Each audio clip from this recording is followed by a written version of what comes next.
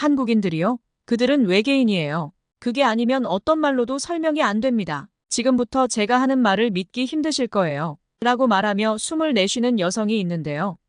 과연 무슨 일이 있었는지 바로 시작합니다. 잠깐 구독과 좋아요, 알림 설정은 하셨나요? 꼭 부탁드릴게요. 안녕하세요. 저는 영국 BBC 방송국 다큐멘터리 담당 PD 올리비아입니다. 오늘 여러분께 저희 팀이 준비한 특별 프로그램 한국인의 풀리지 않는 미스터리에 대해 기획 배경을 이야기해 보려고 해요. 저는 지난 2년 동안 한류의 성공을 보면서 의문점이 생겼어요. K-팝과 더불어 한국 문화들이 전 세계적으로 인기가 많아진 근본적인 이유가 뭘까? 한국인에게 느껴지는 특별하면서 묘한 공통점이 있지만 그게 뭔지 몰랐어요. 그래서 저는 지난 2년간 한국 곳곳을 다니며 한국의 독특한 문화와 사람들의 특성을 조사하고 취재했어요. 제가 그 과정에서 발견한 놀라운 사실들을 오늘 여러분과 함께 나누고자 합니다. 여러분은 주위의 한국인을 보면서 어떤 생각이 드시나요? 제가 한국인을 바라볼 때 이해가 잘 안 되는 부분들이 아주 많았어요. 간략하게 느낀 점을 말씀드리면 일단 한국인은 말도 안 되는 끈기를 가졌습니다.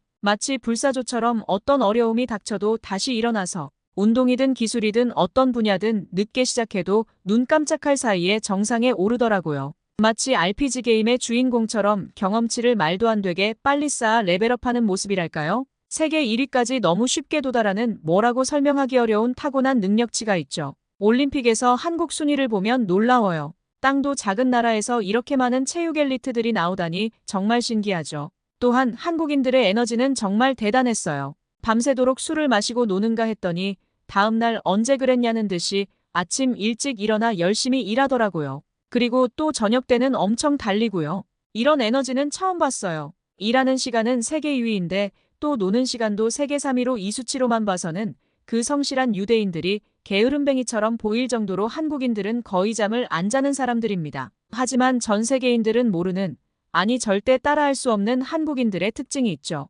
제가 2년 넘게 한국인들을 관찰한 결과 그건 바로 그 누구도 범접할 수 없는 단결력이죠. 평소엔 마치 고양이와 개처럼 사소한 일로 티격태격 다투는 것 같아 보이다가도 어떤 위기가 닥치면 마법처럼 하나가 됩니다. 누가 한국 욕한다. 누가 한국을 무시했다. 이런 말이 나오는 순간 놀랍게 변하죠. 마치 엄청난 자력을 가진 거대 자석이 작동하는 것처럼 흩어져 있던 모든 사람들이 순식간에 뭉쳐버립니다. 어제까지 싸우던 사람들이 오늘은 마치 오랜 친구처럼 손을 잡고 있어요. 그 모습을 보고 있자면 방금 전까지 싸우던 사람들이 맞나? 하는 의문이 들 정도예요. 이렇게 뭉친 한국인들은 서로의 이견은 잠시 묻어두고 동일한 목표를 가지고 단결해 일사불란하게 움직여서 순식간에 어떤 문제든 깔끔히 처리해버리죠. 옆에서 보고 있으면 믿을 수가 없는 한국인들만의 능력이에요. 그리고 문제가 해결되는 순간 모두 다시 일상으로 흩어져 버리죠. 이런 한국인의 특징은 언제부터 나왔을까? 궁금해하며 조사해봤어요. 놀랍게도 조선시대에도 이런 한국인의 특징이 나타났죠. 임진왜란과 병자호란 때 일어났던 의병활동은 외국인들에게 그저 놀라움 그 자체였어요. 신분제 사회에서 노비들과 평민들이 자발적으로 나서서 나라를 지키다니 유럽인들에겐 상상이 안 되는 거죠. 특히 인상적인 건 조선시대 가장 혜택을 받지 못했던 평민과 노비들의 행동이에요. 그들은 평소 나라로부터 특별한 대우를 받지 못했음에도 국가적 위기가 닥치면 놀라운 애국심을 보여줬어요. 마치 누군가가 스위치를 켠 것처럼 하나로 똘똘 뭉쳐 나라를 지켰죠. 당시에는 지금처럼 핸드폰이 있는 것도 아니고 서로 소통수단도 부족했는데 어떻게 이런 일이 가능했을까요? 아마도 오랜 역사와 문화가 만들어낸 한국인들의 공동체 의식이 큰 역할을 했을 거예요. 이런 한국인들의 단결력은 여전히 세계인들에게 감동과 경이로움을 안겨주었죠. 그래서 제가 한국인들은 마치 외계인 같다고 말하는 거예요. 이런 사례들이 여럿 있는데 첫 번째는 1960년대부터 시작된 산림녹화운동이에요. 한국의 산림녹화운동은 국민의 강력한 단결력을 바탕으로 성공한 대표적인 환경회복 사례죠. 6.25 전쟁 후 황폐해진 산림을 복구하기 위해 정부와 국민이 함께 노력해서 시작된 나무 심기 활동은 주민들의 자발적인 참여와 공동체의식을 고취시켰어요. 당시 한국은 전체 산림의 약 35%가 나무가 거의 없는 민둥산 상태였습니다. 일제강점기와 한국전쟁을 거치며 산림이 크게 파괴되었고 이로 인해 벌거숭이 산이 전국적으로 확산되었죠. 나무가 없는 상태로 인해 토양 유실이 심해졌고 특히 홍수나 가뭄 같은 자연재해에 취약해졌어요. 마을 단위로 조직된 주민들은 협력하여 전국적으로 10억 그루 이상의 나무를 심었고, 이 운동은 정부의 주도와 국민의 단결이 이뤄낸 성과로 산림복구와 더불어 농촌 생활 수준도 개선되었죠. 결국 한국은 산림 녹화에 성공하며 환경적, 경제적 발전을 동시에 이뤘어요. 산림 전문가인 호주 국립대학교 환경학과 데이비드 롤랜드 박사는 한국의 산림 녹화 운동에 대해 한국은 전쟁 후 황폐화된 산림을 복구하는 데 있어 국민이 하나로 단결해 정부의 산림 복구 정책을 성공시킨 세계적으로 모범적인 사례를 만들었다고 했죠. 이러한 사례는 전 세계에서 한국이 유일하다며 한국인의 단결력을 높이 평가했어요.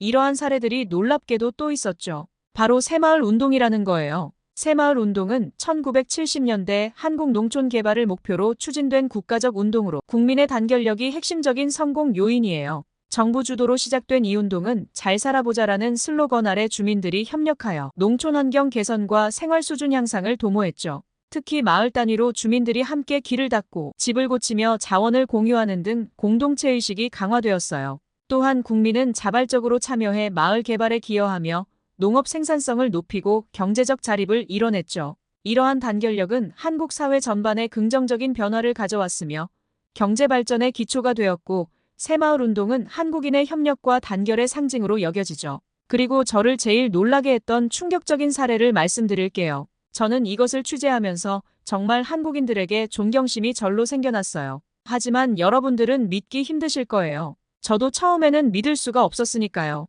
그건 바로 IMF 시절 금 모으기 운동입니다. IMF 때 금 모으기 운동은 정말 한국인의 단결력을 잘 보여준 사건이죠. 그때 나라 경제가 정말 어려웠는데 국민들이 나라를 살리자고 귀금속을 들고 나와서 줄을 서서 금을 내놓은 거예요. 결혼 반지나 장신구, 집에 있던 금을 내놓으면서 우리가 힘을 합치면 나라를 살릴 수 있다는 마음이 모인 거죠. 저는 믿을 수가 없어서 그래서 그 당시 실제 금 모으기 운동에 참여한 어르신에게 어떻게 그럴 수가 있냐고 물어봤죠. 그러자 어르신께서는 나라가 어려운데 내가 가지고 있는 작은 금덩어리라도 보탬이 될 수 있다면 기꺼이 내놓아야지. 이거 하나로 우리나라가 다시 일어설 수 있다면 당연한 거지. 라고 말씀하셨어요.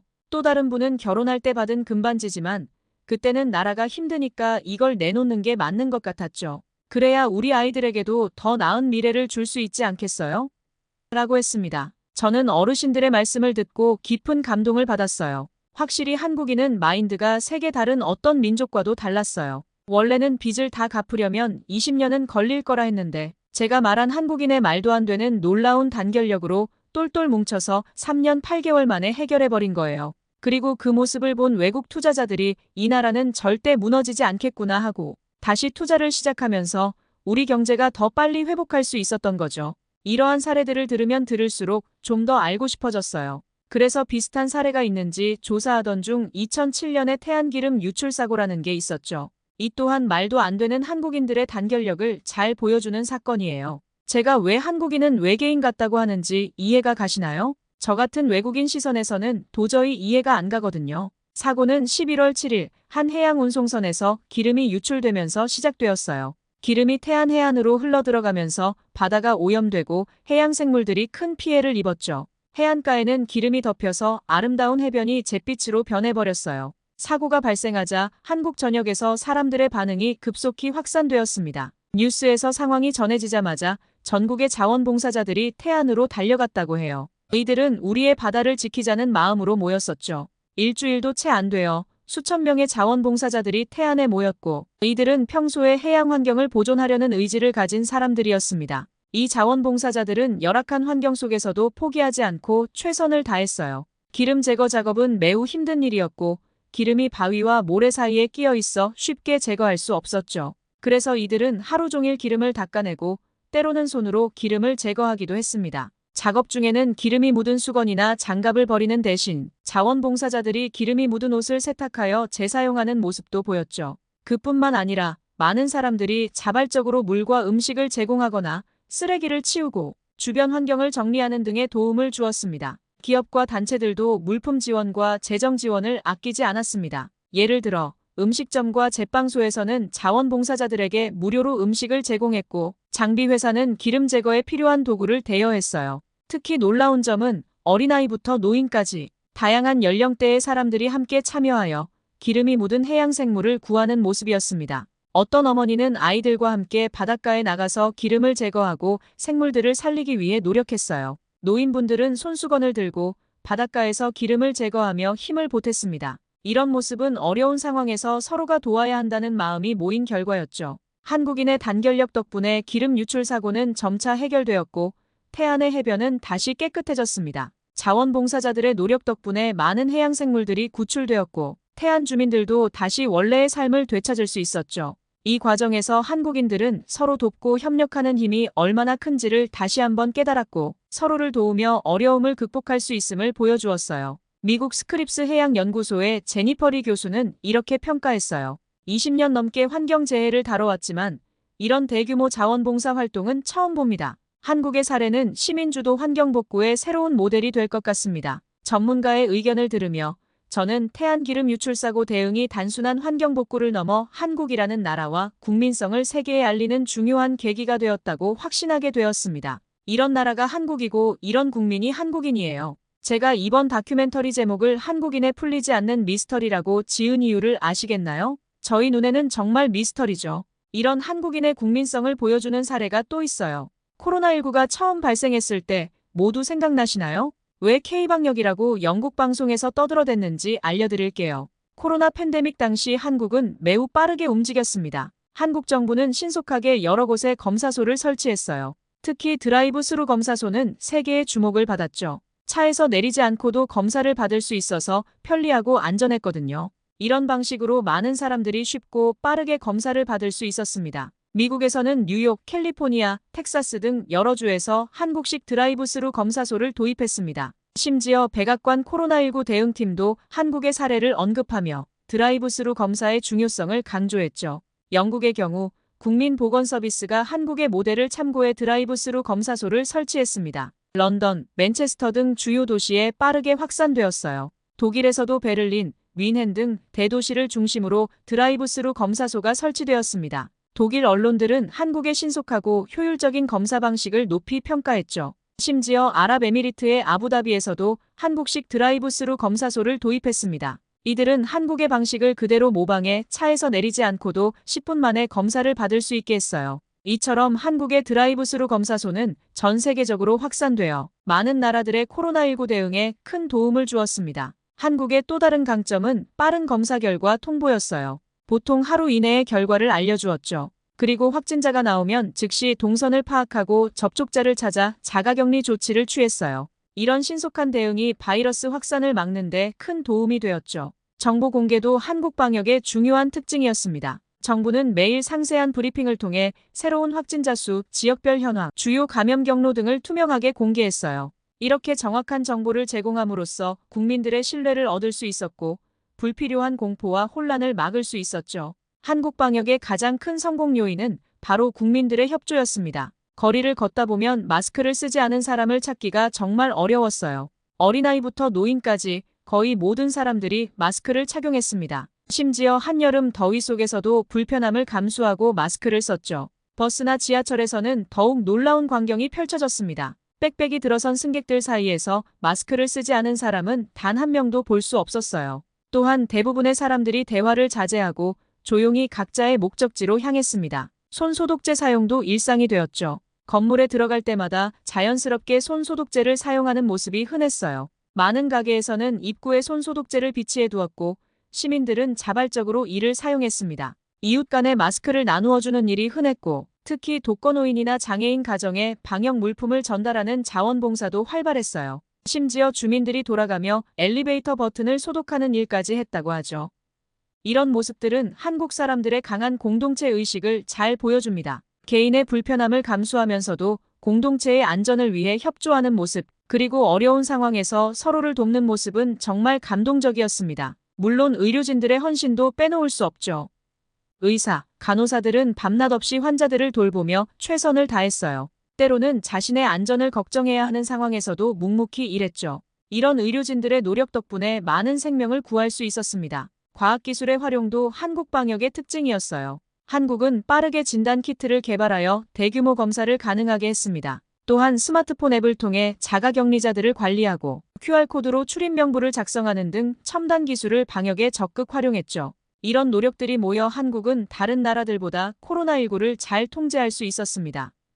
완전한 봉쇄 없이도 일상생활을 어느 정도 유지할 수 있었고 경제적 피해도 적었죠.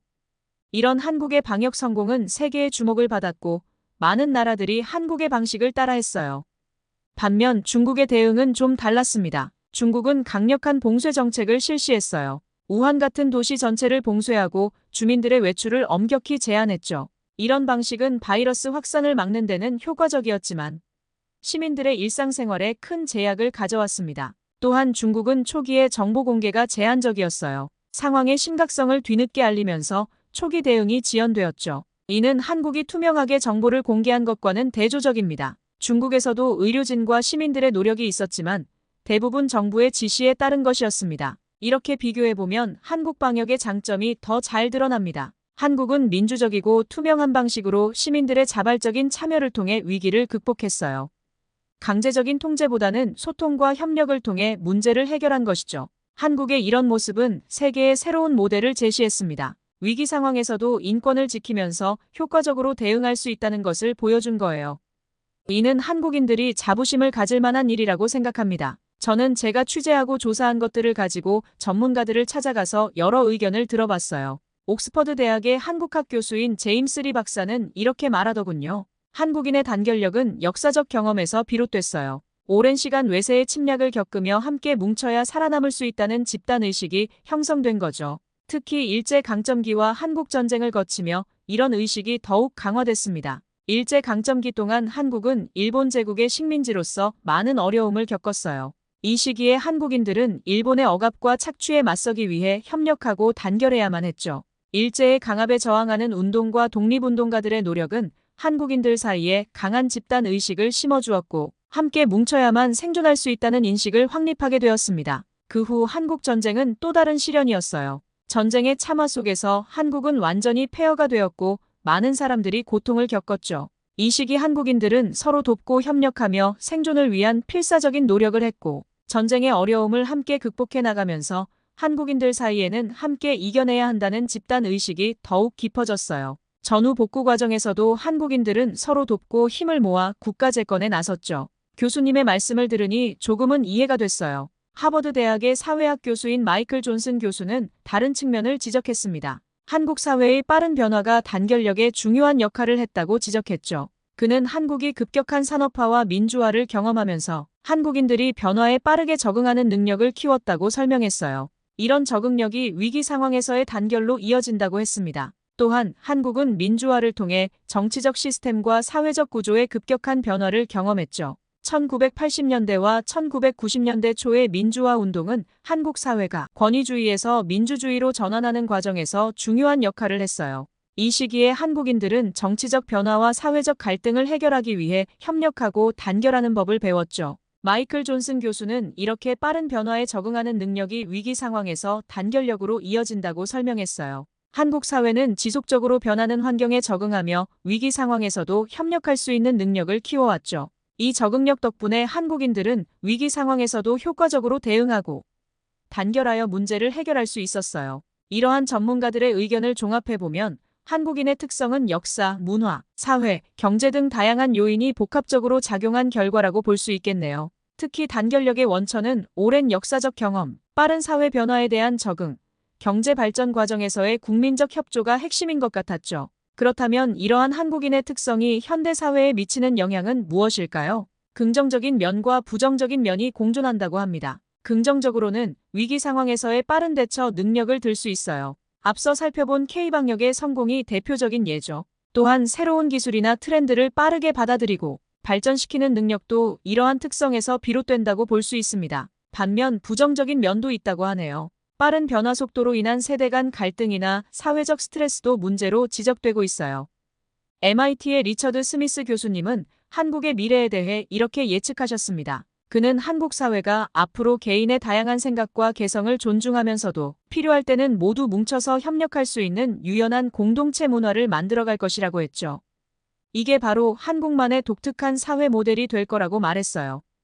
교수님은 한국 사회가 개인의 다양성을 중요하게 여기는 방향으로 나아가면서도 위기나 중요한 순간에는 모두가 힘을 모아 단결할 수 있을 거라고 보셨습니다. 즉, 한국 사회는 개인의 개성과 의견을 존중하면서도 어려운 상황에서는 함께 협력하는 능력을 계속 발전시킬 것이라는 거죠. 이런 변화는 한국 사회만의 특별한 특징이 될 수 있을 것이라고 했어요. 개인의 다양한 생각을 존중하면서도 공동의 목표를 위해 협력할 수 있는 유연한 공동체가 될 것이라는 것입니다. 다른 나라들도 이런 한국의 모델에서 많은 것을 배울 수 있을 거예요. 교수님의 예측은 한국 사회가 어떻게 개인의 다양성과 공동체의 단결을 잘 조화시킬 수 있는지를 보여줬어요. 한국이 앞으로도 이런 유연한 공동체 문화를 계속 발전시켜 나가면 좋겠어요. 우리는 지금까지 한국인의 특성, 특히 그들의 놀라운 단결력에 대해 살펴봤어요. 임진왜란 때의 의병활동부터 최근의 K방역까지 한국인들은 위기 상황에서 놀라운 힘을 발휘해왔죠.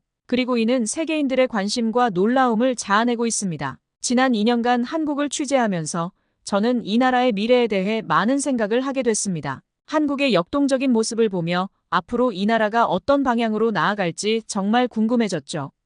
우선 한국의 기술 혁신 속도는 놀라웠습니다. 서울 곳곳에서 볼 수 있었던 첨단 기술들, 5G 네트워크를 기반으로 한 다양한 서비스들은 마치 미래에 온 것 같은 느낌을 주더군요. 특히 인공지능과 로봇 기술 분야에서 한국 기업들의 성과는 정말 인상적이었습니다. 이런 추세라면 한국이 4차 산업혁명 시대를 선도할 수 있을 것 같아요. 하지만 동시에 사회적 과제들도 눈에 띄었습니다. 젊은이들과 대화를 나누다 보니 취업난과 주거 문제, 극심한 경쟁 등에 대한 고민을 많이 들을 수 있었어요. 저출산 고령화 문제도 심각해 보였고요. 이런 문제들은 한국의 미래 성장의 걸림돌이 될 수 있을 것 같았습니다. 그럼에도 불구하고 한국인들의 문제 해결 능력을 보면 이런 과제들도 잘 극복해낼 수 있을 거란 생각이 듭니다. 코로나19 대응 과정에서 보여준 신속하고 효율적인 대처 능력이 좋은 예라고 할 수 있죠. 환경 문제에 대한 한국의 접근 방식도 흥미로웠습니다. 한국이 가진 기술력과 실행력을 보면 앞으로 친환경 기술 분야에서도 선도적인 역할을 할 수 있을 것 같습니다. 세계가 한국에서 배울 점도 많다고 느꼈습니다. 무엇보다 위기를 기회로 바꾸는 능력이 인상적이었어요. 한국 역사에서 보여준 수많은 사례들, 그리고 최근의 코로나19 대응을 보면 이런 능력이 얼마나 중요한지 알 수 있었습니다. 결국 한국인의 미스터리한 국민성에서 시작한 취재지만 저의 취재는 아직 끝나지 않았다고 봅니다. 오히려 새로운 장이 시작되고 있는 것 같아요. 전쟁의 폐허에서 경제 강국으로 성장했고 독재에서 민주주의로 전환했으며 이제는 문화 강국으로 세계를 열광시키고 있죠. 앞으로 한국이 어떤 새로운 이야기를 써내려갈지 정말 기대됩니다. 여러분, 오늘 들으신 사연 어떠셨나요? 올리비아가 말한 한국인들만의 특징들에 여러분은 동감하시나요? 어서 빨리 올리비아의 프로그램을 시청하고 싶어지네요. 여러분이 생각하시는 한국인만의 단결력은 뭐가 있을까요? 댓글로 꼭 남겨주세요. 오늘 이야기 즐겁게 들으셨다면 구독과 좋아요, 그리고 알림 설정 부탁드릴게요. 여러분의 응원은 저희에게 큰 힘이 됩니다. 끝까지 시청해주셔서 감사드립니다. 지금까지 감동 인사이드였습니다.